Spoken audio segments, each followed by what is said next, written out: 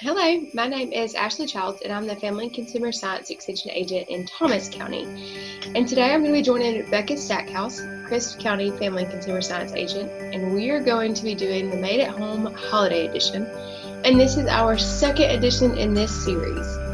So we are going to get started today with giving you some healthy holiday tips, not only for this season, but for always.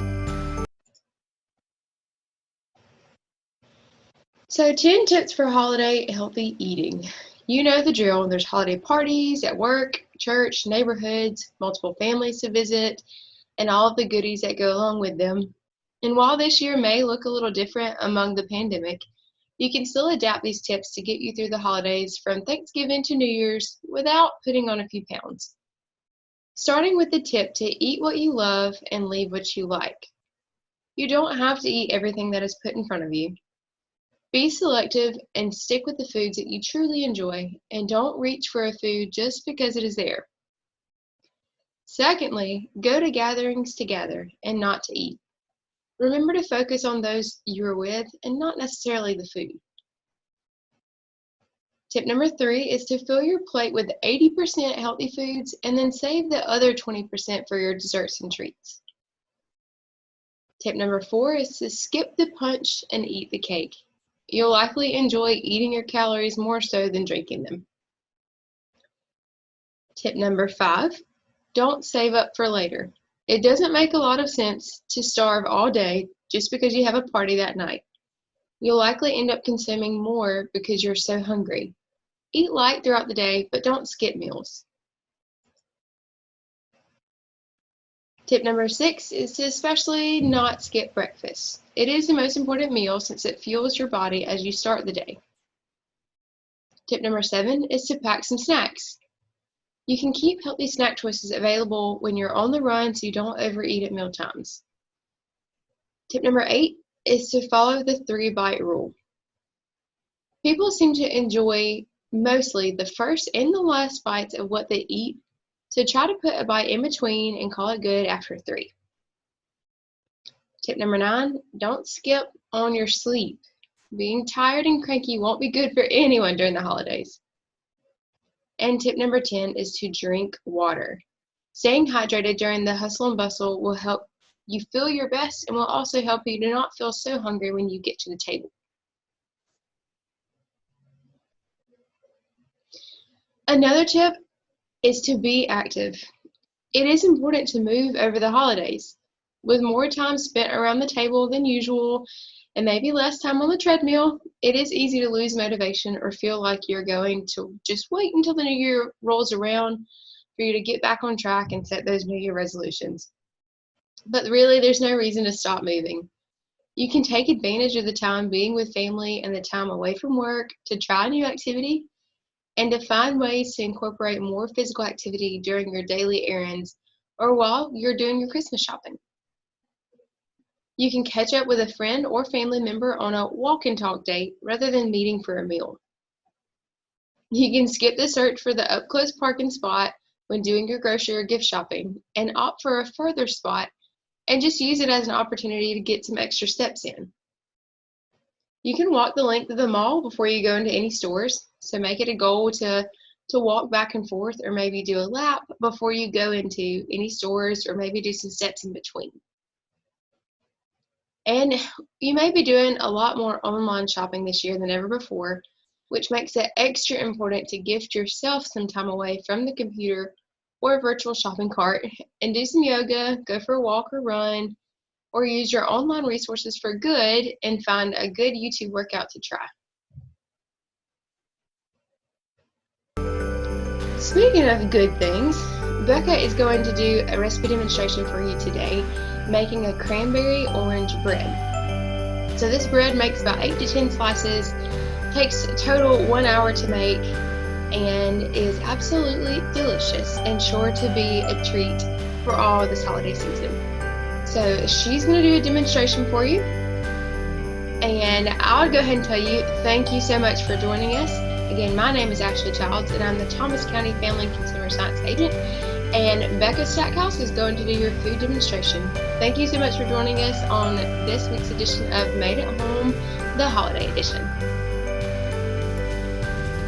So guys, hi! Welcome back to another Made at Home for our December episode.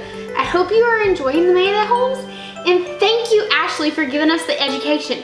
So today I'm going to share with you a recipe that is a cranberry orange bread. Sounds good, right? So, we need several ingredients. First, we need you to get flour. We need you to get orange juice and vanilla. Of course, you need some cranberries, applesauce, oranges, baking powder, soda, and salt. Those are gonna be the things you need. So, we're actually not gonna make our recipe in a loaf today because I prefer to have muffins on hand. It makes breakfast easy, ready, fast to go. Easy pickup snacks, easy for you to grab and go. So we're actually gonna make our recipe in a cupcake form instead of in a loaf. So you can do it either way. Same recipe, same way. One's just gonna be in a pan, one's gonna be in a loaf. So to get started, we are going to start with our flour. So we have 2 cups of flour. We're gonna dump into our bowl. We're gonna add in our sugar, or our soda, salt, and baking powder. Our sugar, I'm gonna cut out, but that's because I just cut out sugar most of the time anyways. So after we add that all in, and it's all, we'll give it a little stir. We're then going to put our applesauce. So we actually only need one of our applesauces. So this is homemade applesauce that I have made. You could use a store-bought, but I prefer using homemade applesauce because all that is in this is apples and cinnamon. That's it. So we're gonna add our applesauce into our mixture. After we add in our applesauce, we're gonna add in our orange juice and our vanilla. I went ahead and just put our vanilla into our liquid there. So we're gonna mix that in.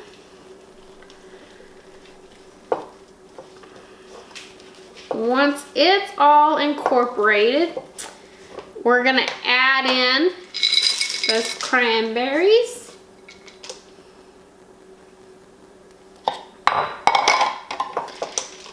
So you can use fresh cranberries or frozen. I just happen to have frozen cranberries in my kitchen, and so that's what I chose to use.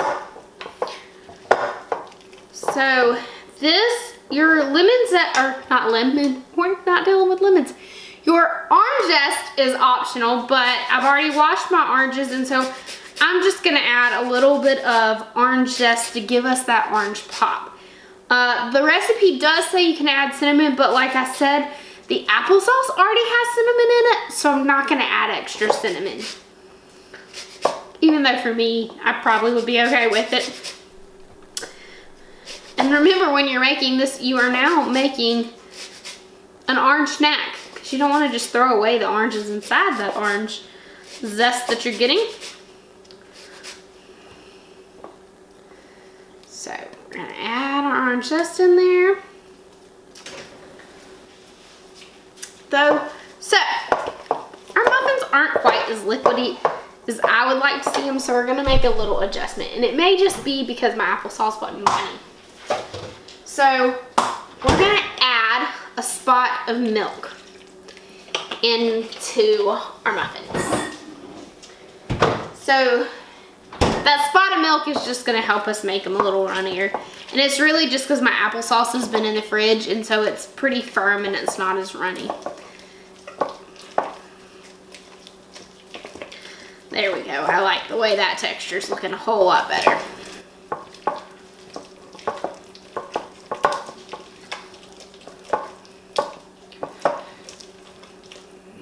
There we go. That looks a lot better.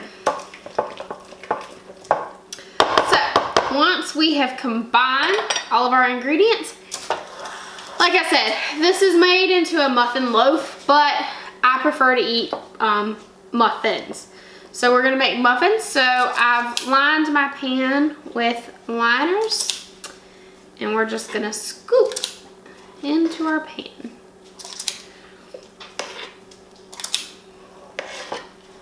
You can spray your pan, you can line your pan, kind of whatever works best for you and your family. I mean, muffins are great grab and go breakfast. You can pre-make these, you can put some out. If you make way too many, guess what? You can freeze them and then you've got muffins for the next couple weeks or however you distribute it out. So, I like nice big plump muffins.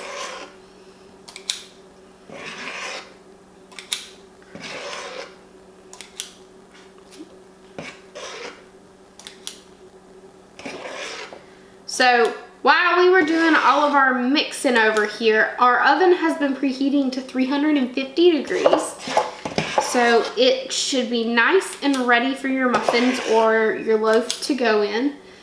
And once you have poured your batter in, if you're doing a loaf, it's gonna take 50 minutes.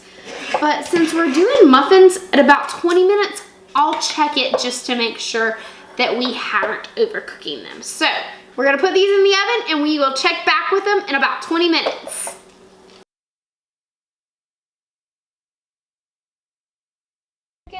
On our muffins.